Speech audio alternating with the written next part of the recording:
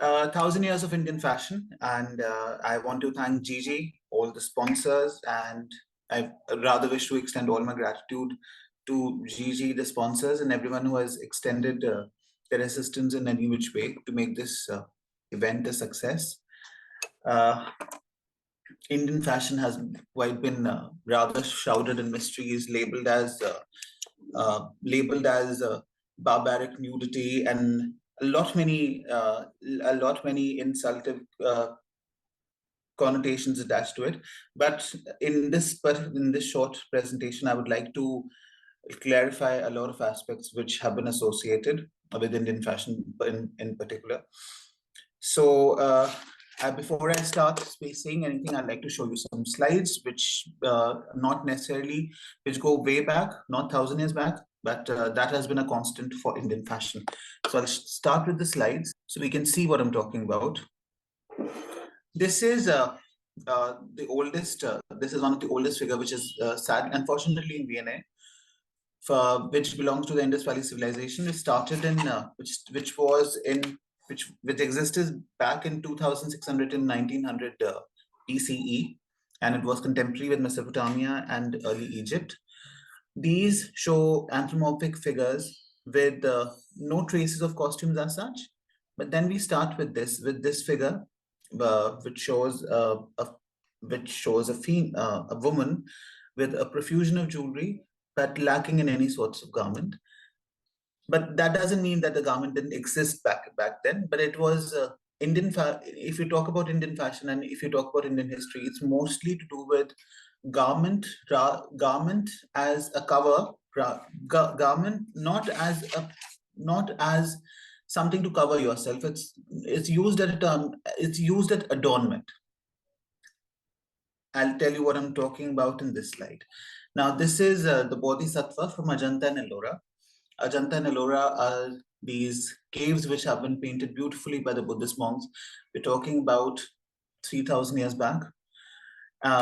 The reason I wanted to begin with antiquity is because I wanted to show how constant Indian fashion has been, how constant Indian fashion was till 1,000 years back, until up till from this point till the 1,000 years back. So this painting shows a profusion of jewelry, a loincloth. Then, of course, again, profusion of jewelry and no garments in this. But then we come across these sculptures. Now, one thing have to be noted is you can see the loincloths, you can see a profusion of jewelry. So thing is, Indian fashion back in 1,000 years back or 2,000 years back or 3,000 years back, again, very beautiful apsara, eternal beauties, carved in stone, again showing the same sort of fashion which was being followed. Then this from Mathura.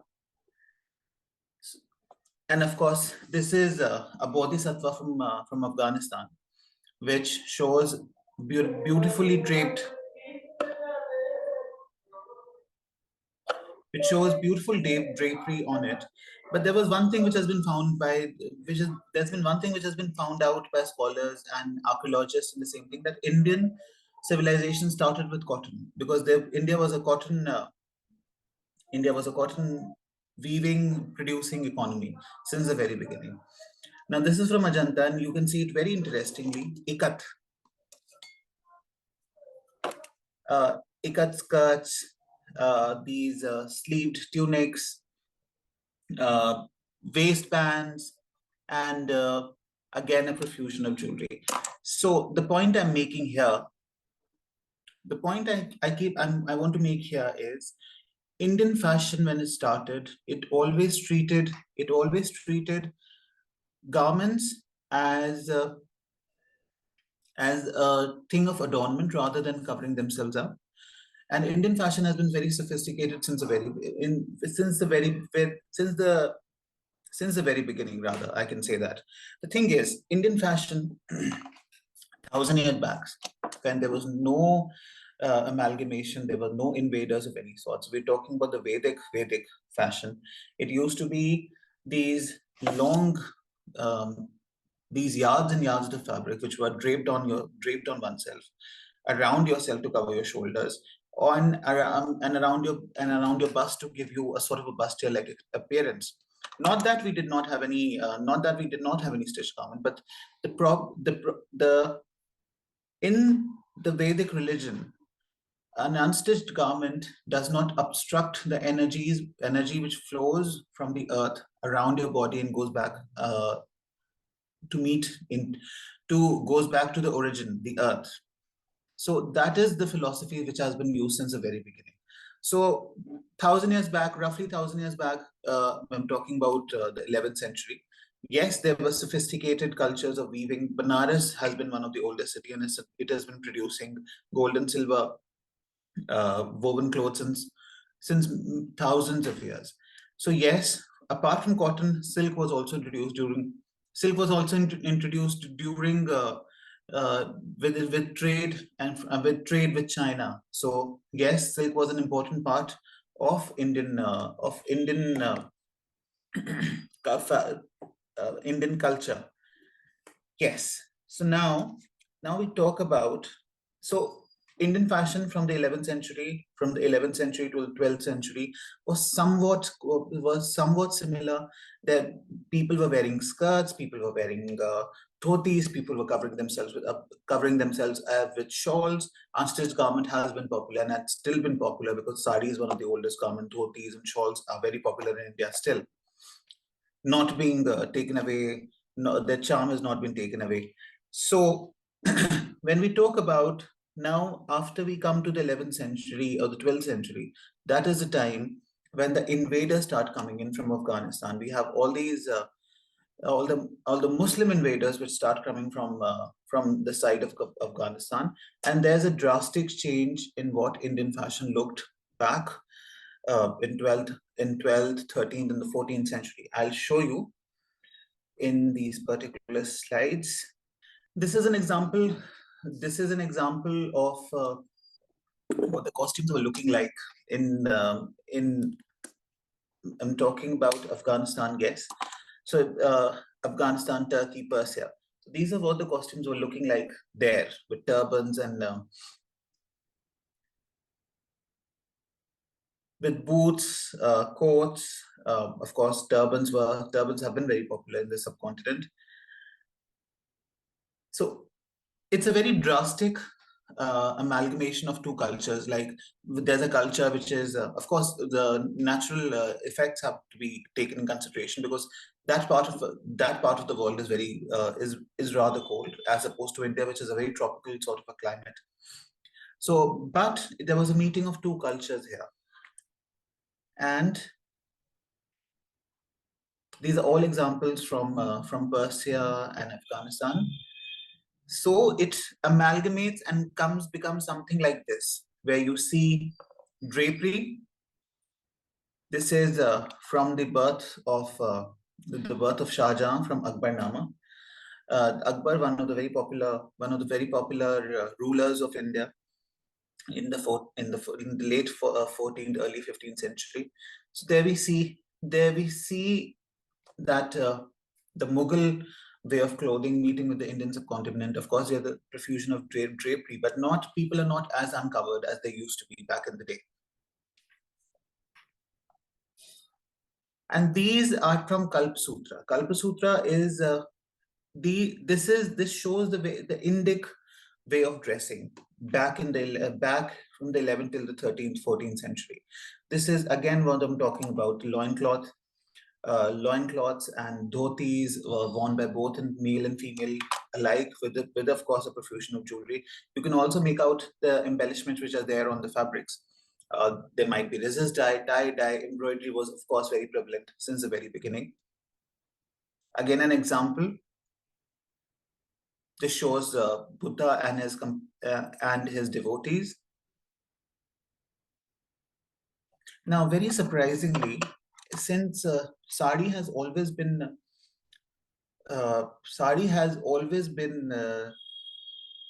credited with the Romans, that the Romans are the ones who introduced sari into India.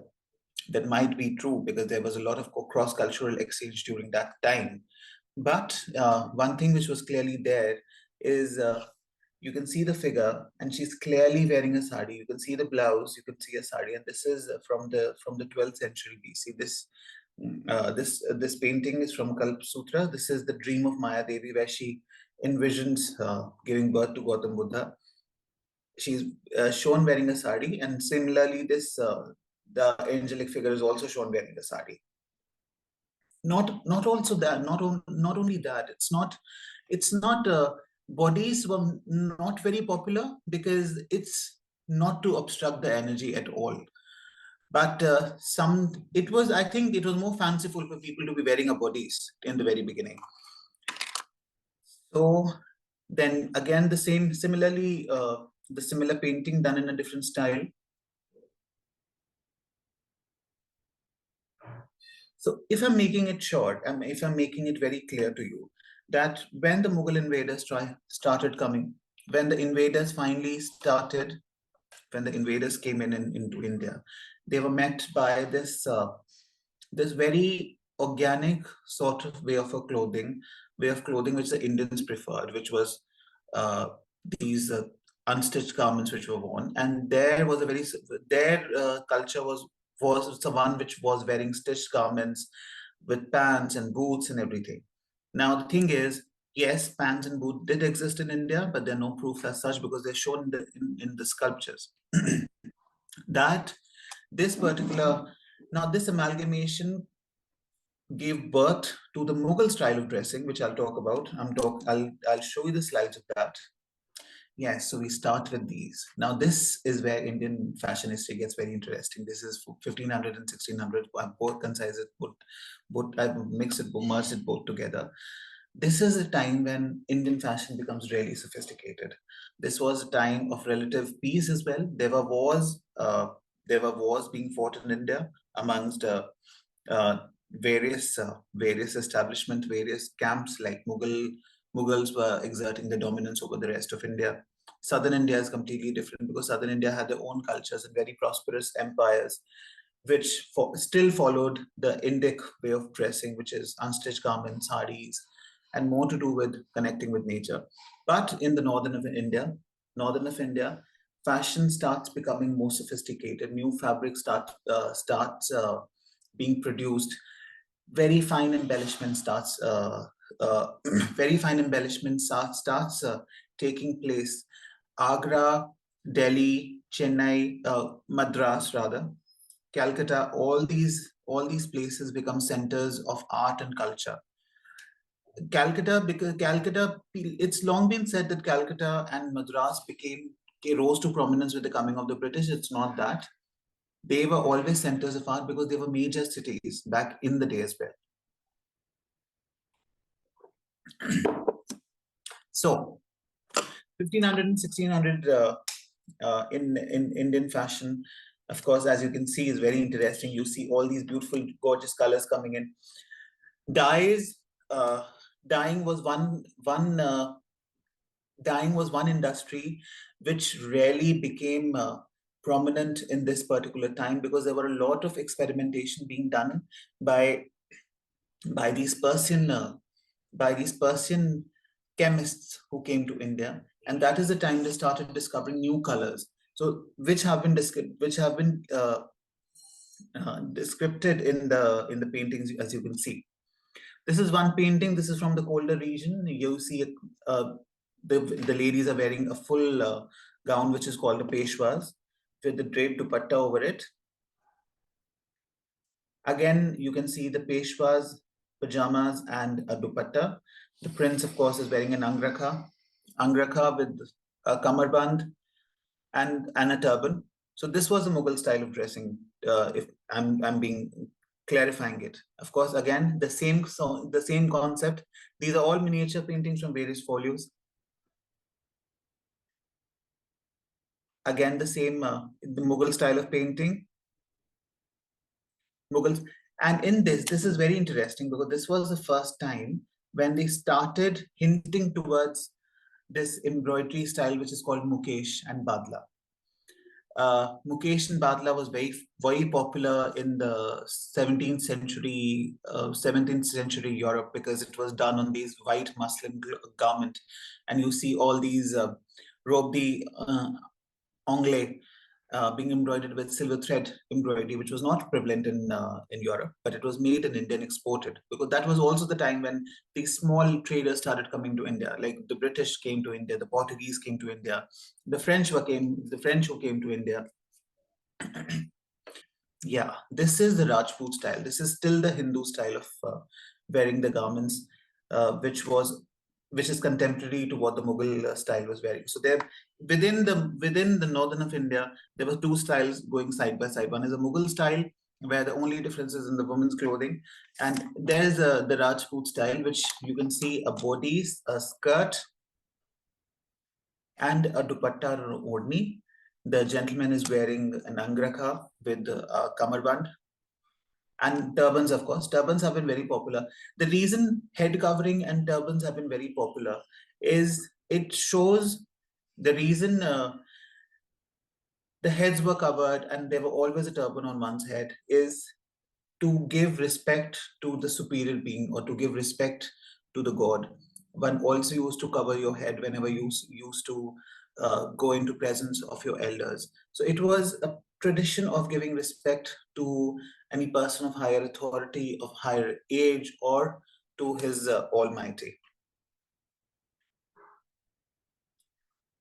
This was 15th and 16th century were also the time when the Indian miniature painting started becoming very lifelike and sophisticated. Otherwise, they used to be a little crude, which was shown in the 14th century, which I've shown you in the 14th century. But this was also a result of these various influences coming in from the Persians, from the Western side. Western side, and I'm talking about Persia, Afghanistan, all these places.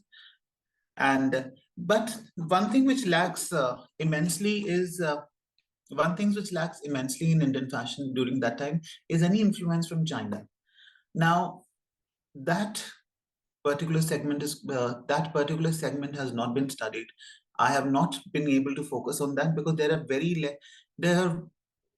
very less to non-existent examples of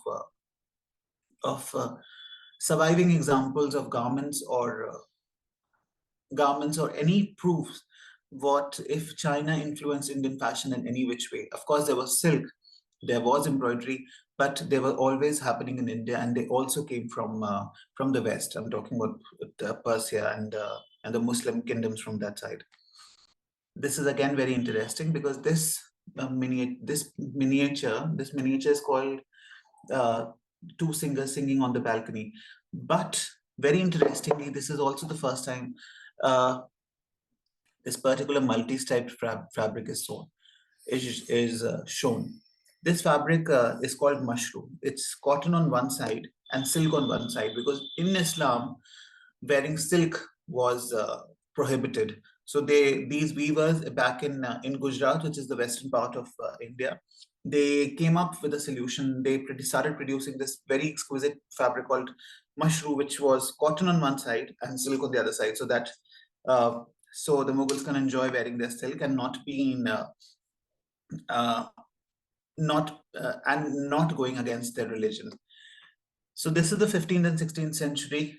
Of course, this is a very interesting folio.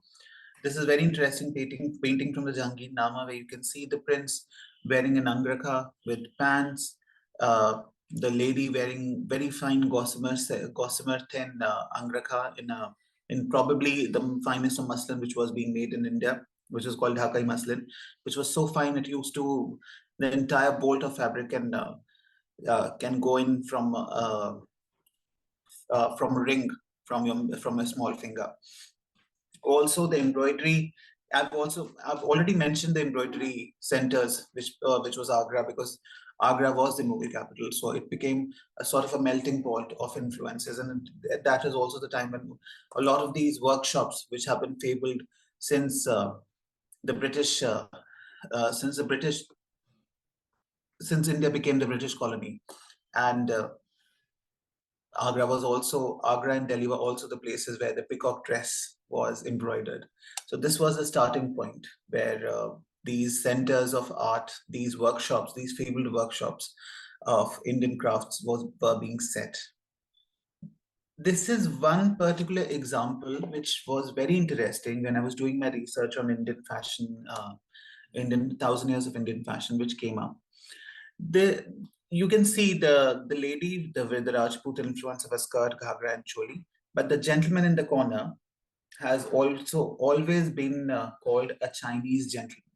I do not know why, but the hat and the cloak, is something which have always been called, where most of the scholars, most of the artists have always suspected that this particular gentleman might be an Englishman or might be a Chinese person. But it's also the way his eyes has been made, which was a very general sort of an explanation for a person from Chinese descent back in Indian art. But this has always been disputed by many scholars because there are no particular proofs in Chinese history of any travelers coming to India during that point in time, 1500 and 1600, 1500 and 1600s.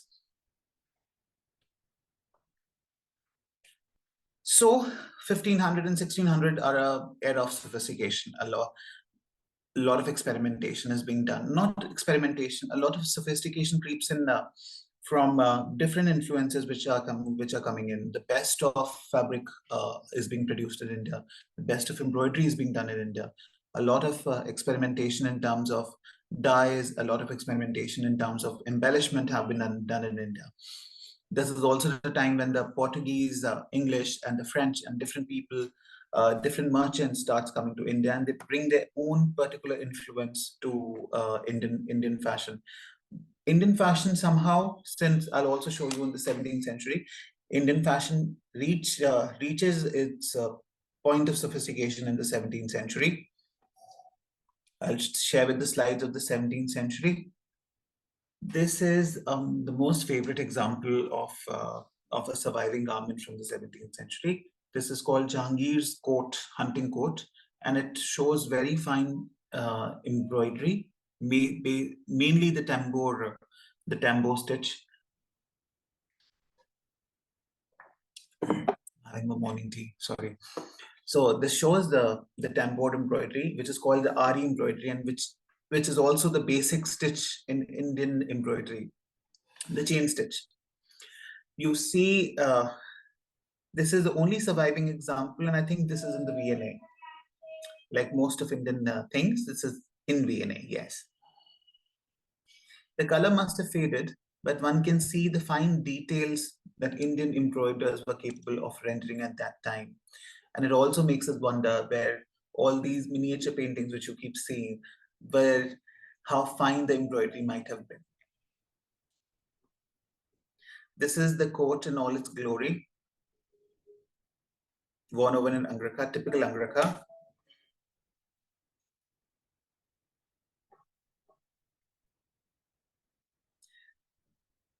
It's rather unfortunate that India, because now moving from this particular topic, it's rather unfortunate that India is such a new country where the importance of museum and museum collections are not the main focus of the people in this particular time. Yes, people are waking up to realize the importance, but there has been a lot of history strewn all over that every family which has been every family which is an old family belongs from a particular segment of the society. They have their own particular collections, and those collections speak a lot about what Indian fashion was and how sophisticated were the Indian traditions of garment weaving, of embroidery, of dyeing, everything.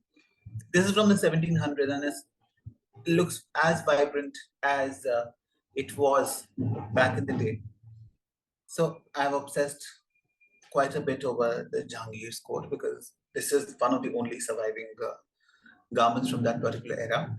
And But unfortunately, a lot of historical pieces and a lot of garments which did exist back in the day did hail from that particular time frame. I'm talking about 300 years or 400 years back, have been mostly chopped up and recycled, because India has been known to recycle everything.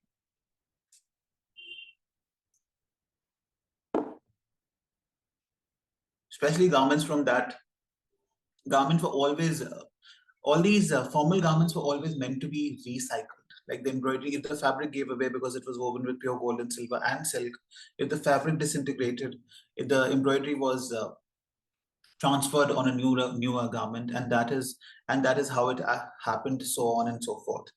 So many embellishment might survive, but many garments have been lost to recycling and being worn, because India is also one culture where, rather than preserving, we wear and use the things which we have inherited. So if there was anything, I think the oldest garment in our collection is a bolt of mushroom which has survived from the 1700s. It's that very vivid and striped fabric, which is cotton on one side and silk on one side. And the oldest embellishment which we have is this very fine border, which is literally like 3 inches broad, and it was embroidered in pure gold with all manners of birds and peacocks, which I'll show you. Not in this presentation, but in the future.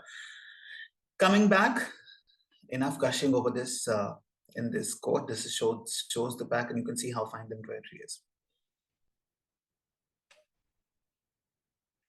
This is the Angrakah which belonged to Tipu Sultan, and this is in striped cotton, embroidered with gold badla.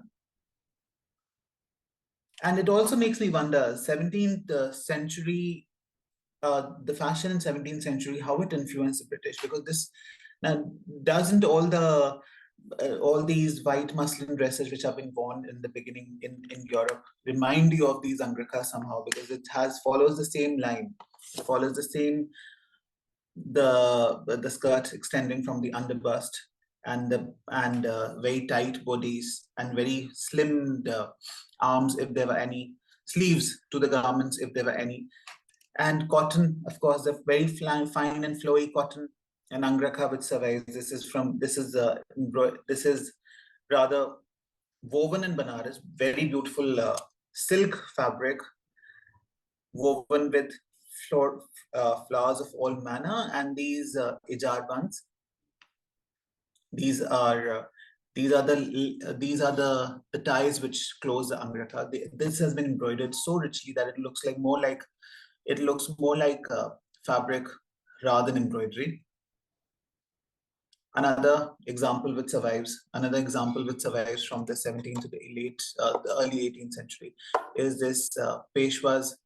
Peshwas, this has been called a lady's garment, but according to me, it's not. It's a very much a male garment, and this is also one of the garments which makes me think whether the European fashion of 18th century was influenced by the Indian by what was happening in India, because this is also the time when these traders which I talked about in the 16th century had developed and established themselves in very strategic locations around India. So there was a lot of cross-cultural trade which was happening, and but everyone was behaving themselves. The British were behaving themselves. The Portuguese were behaving themselves.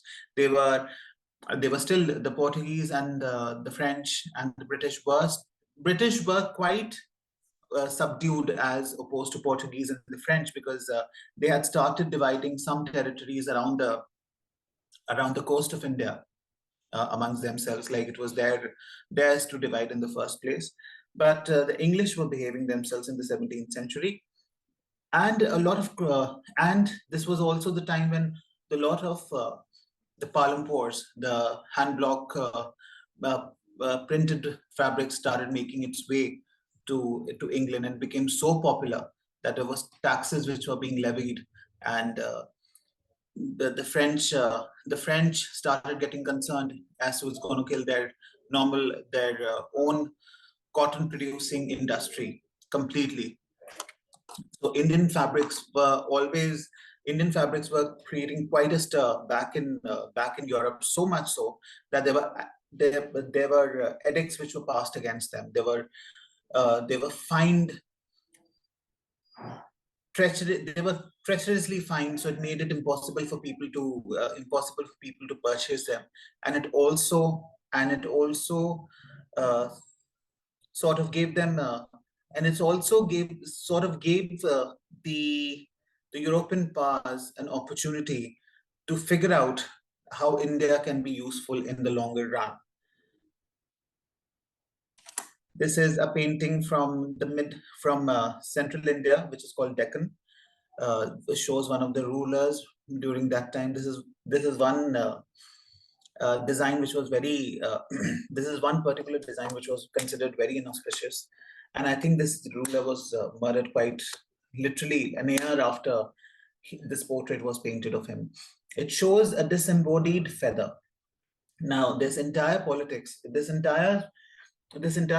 about showing disembodied objects from an animal or from a bird have been considered quite inauspicious, because it means that it belongs to a dead animal, and something with that connotation is not very well looked upon or respected upon. And it also, in this particular case, it was this. But if I draw parallels to the peacock dress of Lady Curzon, that has been the problem. Peacock has been the national bird of India since the very beginning. Since the very beginning, it was not chosen quite recently. It has been there since thousands of years. And to disrespect a national bird like this was, in this particular case, it was insulting to the religious feelings. But in the case of Lady Curzon, it was more to do with, because the peacock was seen as representing India, and then for the peacock to be butchered and the feathers adorning a garment was seen as being as wearing India's honor on oneself. So yes, so the fashion for disembodied parts of birds or animals never caught on. But this is the only painting which we see, which has survived in India, which shows a garment with embroidery like this. Otherwise, it only became popular in the 1920s when Art Deco came in, and the religious sentiments were not as strong as they used to be. Again, a painting of a different ruler. One can see the color palette of the garment, and a painting which shows a Mughal prince with the Rajput ladies. So it shows, I mean, the Mughal and the Rajput influences were running parallel at this time. They were all wearing Angrakah. The men were wearing Angrakah. The ladies, the only difference was in the ladies' garment. The Mughal ladies were wearing a long peshwas with the pants underneath and a dupatta. The Hindu ladies, on the other hand, were wearing lengagras, bodies, tightly fit bodies, and a veil over it. So this was the only differences. There's not much to be said about the 17th century, apart from that of course it was a relative. It was the golden era in Indian history. It was a golden era in all aspects of life. There was relative peace in India, and everyone enjoyed the finer things. I'll stress upon enjoying the finer things, because India at that time was not fighting any major wars. They were enjoying, because we're talking about a country which used to contribute to 23% of the world's GDP back in the 17th century. So relative peace, excess, it was a time of excess. Everyone was enjoying themselves. And also this was a time when a lot of the best written works of literary works came into being, which shows India as being like a full flowered tree with lots of fruits for everyone to gather. This was also the time when the British were rising in prominence. British was rising in prominence in areas called Surat, Madras, and Bengal. We'll start again a Mughal princess wearing a Peshwas. And this is from Deccan, which can this is from Deccan. Deccan is central India, and you can see a Mughal princess, a lady wearing a sari, and there are different costumes in one particular miniature. So yes, a lot of the one point which these miniature artists make sure was to show every person's individuality, like you can see in this particular painting. A person who's been wearing, there was no sort of romanticizing over anyone's garment. There was literal documentation of what was happening during that time. And these paintings, which was such a window to India's rich cultural heritage, were being ignored as being amateurish and being shown to be lacking in perspective. These Western norms of art by the British or by the West, that Indian miniatures took their own time to actually show the world how valued and treasured they were, because their representation is akin to documentation what the British did. And this is the height of elegance in the Rajput part of India, of northern India, which is Rajasthan, where I come from. This shows that this is a painting called Bani Thani from Kishangarh. Kishangarh exists in the northern part of Rajasthan, and this shows one of their Maharanis from the 17th century. It's also a representation of Radha, the lover of Krishna, Bhagwan Krishna, and it shows very typical aquiline nose and lotus-shaped eyes. Also, if you notice the garments, the fabrics are extra flimsy. Not flimsy in that particular manner, but this was also the time when Dhakai Malmal, which was the very fine cotton which was being woven in, rises to its prominence. The very fine bodies and profusion of jewelry. Pearls were especially valued in India since, I mean, from thousands of years, because pearls have been quite popular because they have this calming effect and they radiate with the energy of the moon. So pearls are sort of called the cooler gemstones, as opposed to rubies and diamonds, which are quite fiery. And this shows the amalgamation of two influences, the Mughal and the Rajput. You see the lady wearing a sari, and of course the gentleman wearing an Angrakah and fine Dhakai Malmal. You see the gold; it's all being woven in these areas in Maharashtra and Banaras, which which reaches a level of excellence which has not been reached till the very present day. Now we come to the 18th century. One thing which we have to notice about the 18th century, there are certain pointers I'd like to give about the 18th century, what was happening in the 18th century. The beginning of 18th century was very very peaceful. The British, that was also a time when the British started exerting the dominance over most of the Mughal Empire started crumbling, and British started rising to dominance. They started establishing these trade centers in Surat, in Madras, in Calcutta, strengthening their stronghold around the main entry points to India to control the trade. But most of the soldiers which came to India during that time in the early 1800s got assimilated into the Indian lifestyle. They took up the Indian families.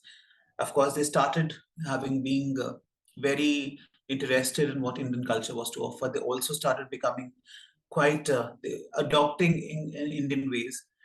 and started going local, which of course meant assimilated to the Indian society with the Indian way lifestyle and into Indian lifestyle. That was also the time during the mid 1850s was when the first 1857 was when the first war of independence was fought in India, because the British policies got so oppressive on the Indian Indian princes during that time that they started funding wars amongst they started funding wars and exerting the dominance over these traditional societies which existed in India, and they started doing a lot of adopting torturous ways, hampering with the Indian customs, hampering with the Indian culture. Of course, a lot of some good also came out of it, like the practices of sati, where a lady was supposed to be burnt on the pyre of her husband. Female infanticide was being addressed. Also, these things were also, I'll attribute to the British for to taking care of that. Widow remarriage was one thing which also became widow remarriage is also one thing which was being done by the British, but that was, I think, was a cover up to the greater bad that was happening all over India. Like in the before the 1857, before the First World War, they were slowly killing since the Dhakai, they were slowly killing the cotton these local weaving local weaving communities to grow indigo, because indigo was very popular all throughout the world, and the British were one of the main exporters of indigo. So they started killing these local weavers, and they used to chop their thumbs off so they couldn't weave, and tilling their fields for indigo. That is one thing which they did. They also killed they also started taking raw cotton from India and making Manchester a cotton capital. And so they slowly killed the Indian industry of cotton weaving as well, because they used to take the raw material from there, get it woven in Manchester, bring it and sell it back to India. So that was also the time when they started draining the resources of India. So from 23% of the world GDP, India falls down to 15% in the 18th century. I'm talking about 1857 in particular. After the First World War, and when Queen Victoria takes over India, is the time when culture of, there's no nicer way of putting it, because that was a time when the divide amongst the people grows massive. There's a major disconnect between between the British and the Indian population. They always meet in the middle, but there's only limited to the ruling classes. But that divide, which was so beautifully being merged in the very beginning of the 18th century, when everyone was being assimilated into the Indian society, becomes vaster and vaster. But also that time, these rich cultural fashion of India started being taken over by the Western ideas of morality, covering oneself up, wearing proper garments, wearing shoes. Not that we went barefooted, but of course we had our own traditional footwear, called khadau. I'll share some pictures. So these idea of morality, somehow or the other, was also responsible for the for for cloistering the female population of India as well, because since thousands of years, India has been a hidden matriarchy. That is what I always say, because ladies were equal to the male counterparts. But when the invaders came in, of course, that was a time when their ideas of modesty crept into Indian mainstream and became like covering oneself up, and the idea of a zanana, where a male part of the house and the female part of the house were different. But the British ideas of Victorian morality was something which really hampered with this complete balance. They started the general outlook of Indian women became quite backwards. They were sort of thought as things, not as human beings. They were supposed to be protected. They were supposed to be covered up. They were supposed to be locked into their houses and only limited to that particular part of. They became sort of like secondary beings with this idea of morality. Otherwise, India was never like this. India was never like this. There were a thousand year back, there were examples of Indian women poets and painters and artists which existed, which sort of became completely diminishing in number, or rather non-existent in the 18th century. I'll show you what happened in the fashion way, what happened in the fashion area. So taking up from where we stopped about the 18th century, this is a record. This is a company painting. Company painting is a term which is associated with whatever the British, the East India Company was getting documented as a record of as an album to show back home.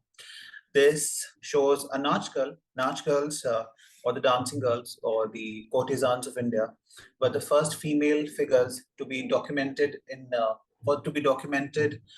in history, because they were out and about. They enjoyed us. They enjoyed freedom to travel and to be to travel for work and for leisure, and they were the first independent ladies of India, to be very honest. And of course, the British tried to attach a very negative sort of a connotation to these Nautch girls, but these courtesans of India, or the tawayefs as they were being called, they were the first teachers they were the first teachers of adab and tehzeeb. That means manners and respect to all the young kids. They were employed to teach gentlemen in the art of conversing, art of showing good manners, horse riding even. And these were the first people who came to assist the revolutionaries when the call of independence was being done. This particular example is a Nautch girl. Then again, we come to another one, which is shown wearing a richly striped pant with dupatta and a bodice, signifying that she was a Muslim Nautch girl. A Nautch girl again. These paintings are all being done in the 1830s and the 1840s, before the first war of independence. Now we see a person working with his person making cotton. No, a person making silk. I'm so sorry. Oh yes, a person making silk. Spectacles and you can see what a local working population in India was wearing at that time. They were wearing hand blocked or hand brocaded cotton angrakhas, and of course with a shawl and a turban, which was very important. This is an Indian clerk employed by the East India Company. So gentlemen were wearing, as opposed to these flared angrakhas worn in the previous century, in the 17th century, the garments started becoming more linear, adopting on a very Western sort of a silhouette for Indian men. Of course, the Hindu populace still preferred their dhoti, which was an unstitched garment, but they used to team it up with an angrakha to match with the Western notion of modesty, their turban and their mantika and the tikas on the forehead. This is an English lady, a young lady's toilette, which you can see the Indian staff wearing their traditional garments, but more traditional garments. This is objectifying India, as I would like to call, because till the very recent time India was called a country of snake charmers and elephant riders. This is again a Nautch girl. So you can see from the fashion of these plates that these are from the early 18th century. Now, this is a very well-recorded painting of Indian sepoys, which were being Indian sepoys, which were being employed by the British. You can see that they're in various traditional garments. Like most of the men are wearing a dhoti. They're carrying loincloths, as we call them. One gentleman is wearing an angrakah in the center with a cap, which is of course an Indian, which is a Mughal cap. Rest everyone is wearing a turban. One very interesting thing about Indian turbans are there are around 4,000 to 5,000 recorded ways of tying an Indian turban. Like there are 3,000 ways of tying an Indian sari. This particular gentleman in the back in the yellow coat is a yellow coat, of course, is more anglicized while everyone else is barefooted.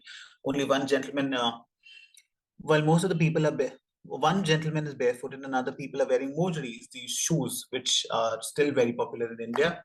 Rest are wearing these English style boots. So this is how the British fashion started getting adopted, because to be employed as a sepoy means that you have to dress in their uniform. So of course, this is one change which happened. An opium dealer, a painting made by a British artist. This is from the late 1860s, 1870s. The ladies are still wearing the popular bodies and the ghagra and the choli combination. Now, also the late 18th century is very late in 18th century gets very interesting, because this is the first time that photography is being introduced in India. So there are a lot of photographic evidences of what the costumes and the fashion was like in that particular day and age. Of course, the traditional weaving centers of Banaras and Surat and Ahmedabad, they were churning out their beautiful brocaded silks and cottons. But at the same time, the major population, the block printing industry was going strong. But the only thing was that the cotton industry was being taken advantage of by a British to such an extent that Indians were supplying the raw material, and India was also a biggest consumer of cottons. So all the segments of the society were forced to buy Indian cotton, which was the fabric. The raw material was manufactured in India, but the fabric was being woven in Manchester. This is a princess from the part of Mysore, which is southern India, the tip of southern India.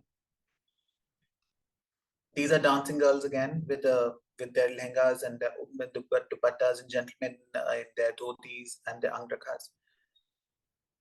An example of the sepoys, they were wearing a very traditional combination of a British uniform on the top and dhoti and a loincloth at the bottom. The British with the Nawab of Lucknow, if I'm not mistaken. A Marathi lady, a lady from Bombay, wearing a traditional Nawari sari, a 9-yarded sari. A rich lady from Lucknow, where she's shown wearing the traditional garment, which is a trailed pant called a farshi jama, a long veil, and a bodice which extends till the knee. This is one of the surviving garments. This is one of the surviving garments from that era. This is from Hyderabad, the land of the Nizam. And you can see how richly brocaded.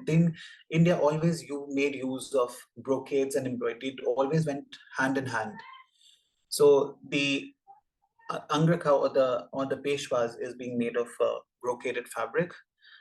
Now, this is how in the Western silhouette started coming into India and replacing these voluminous and luxurious silhouettes of garments like the angrakah or the jama.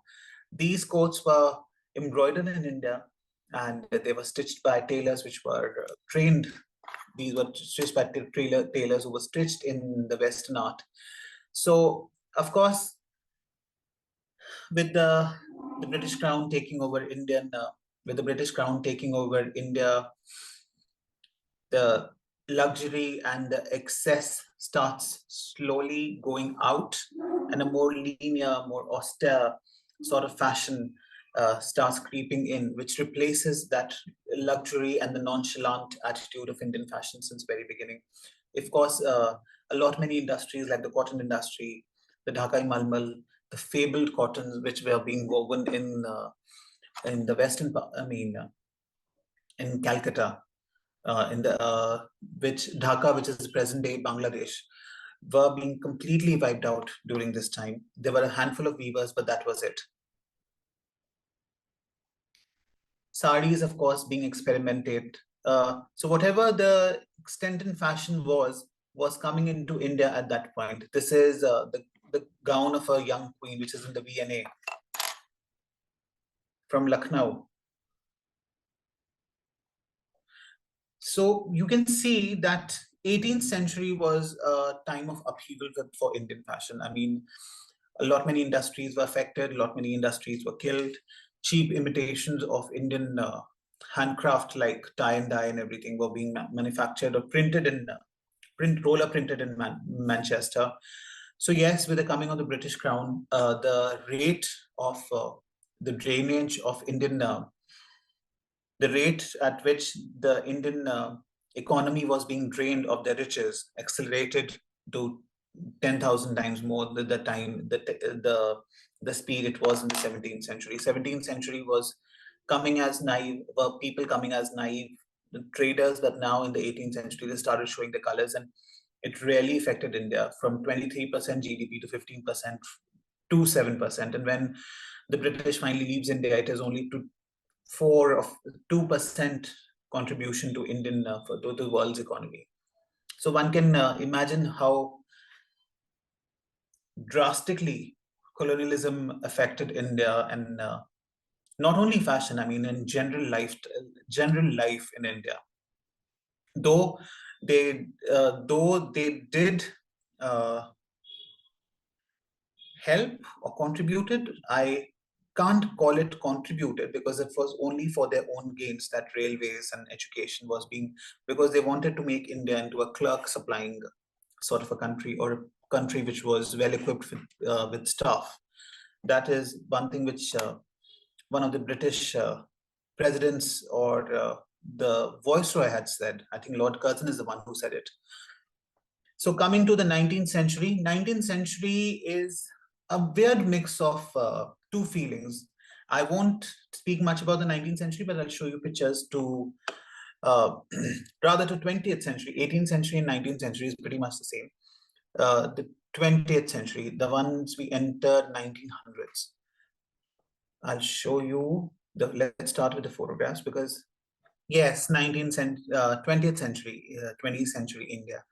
This is, we're talking about I'm going to give you a brief overview as to what was happening in India. This is Princess Dudu Sultan, the princess of Ottoman Turkey, was married in India, in Hyderabad. The reason, one thing which you will notice is you made use of the photographs which are available and during that time. Of course, the Indian population was wearing a downgraded version of what these ladies of royal descent were wearing, but the dressing sort of become generalized, if you get what I'm saying. Generalized as in sari becomes popular as a universal sort of a garment. It's only in the 1950s when we start seeing change in this particular outlook. So you see the very distinct Navy style of wearing the sari, where the palla is being, where the end of the sari is being draped on one's head. A lot of ornamentation and embroidery techniques, and rather the designs, not the techniques, but rather the designs started coming in from the West, because the major couturier back in the days like Vert, Toilette, Ducat, everyone started having these agents in India who used to get fabrics embroidered in India and sent to Paris to be made into fashionable garments. And also that happened because of saris. The saris were mostly being made these embellished saris were being made the first models being made in Paris, and then they're coming and being replicated in India. New fabrics started being introduced, like Georgette and chiffons were being introduced in India in the 1930s. Like, this is the sophistication. This particular portrait of the Rajmata of Jodhpur. The queen, the king's mother of Jodhpur, is the ultimate signifier of an Indian woman. This is what a general Indian lady used to wear back in the day. A sari, and beautifully draped sari with a covered shoulder and a covered head with a delicate jewels. So this this is Anita, Princess Rani Anita Delgado of Kapurthala, the Spanish dancer who was made the Maharani of Kapurthala, again wearing Indian garments. This is my great grandmother from Dholpur. This is the Nawab Sultan of Bhopal. The Bahu Begum of Bahu Begum means the king's bride of Patodi. Now these are from the very recent. These are from the 1970s and the 1980s. But if you get the gist of it, the 20th century Indian fashion starts at a sort of generalizing ladies' fashion. Like the ladies started wearing saris, which replaced all the traditional ways of tying saris, and they started wearing this particular navy drape. Also, it was a time of Indian war of Indian the Indian independence, 1947, and that was a time when Mahatma Gandhi started with the Swadesi movement, where people burnt their non-cooperation movement, where people burned all their exported garments from England, and started wearing cotton as a signifier of pride of being an Indian. So that was also the time when this happened. But there was a major disconnect between two parts of Indian society: the affluent part and the non-affluent part. The population which the population which consisted of rich businessmen, rulers, maharajas, and a population which consisted of the new upcoming middle class, the bourgeois, and also the lower middle class and the lower strata of the society, which were unified by this. Of course, the affluent class maintained its own sense of fashion, like this particular photograph shows, but the non-affluent class maintained its unifier, wearing khadi cotton as a symbol of Indian pride and nationality. After the Indian independence, of course, lengas, and after the Indian independence, 1950s, 1960s, it follows the same progression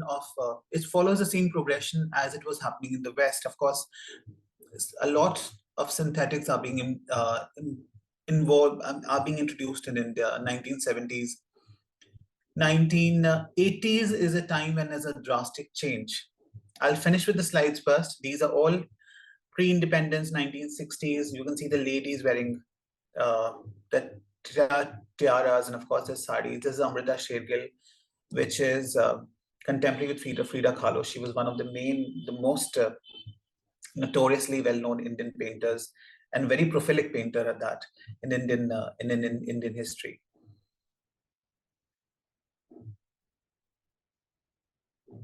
Of course, sari becomes one unifying garment, and being worn in this particular navy drape becomes one unifying segment. So coming back to the 1950s and 1960s, of course, I mentioned that it's followed the same progression as it happened in the West. In the 1980s was very drastic change, because that was a time when India was being influenced by the Americanization, if I'm pronouncing it correctly. So much and so that wearing one's traditional garment sort of started being looked down upon.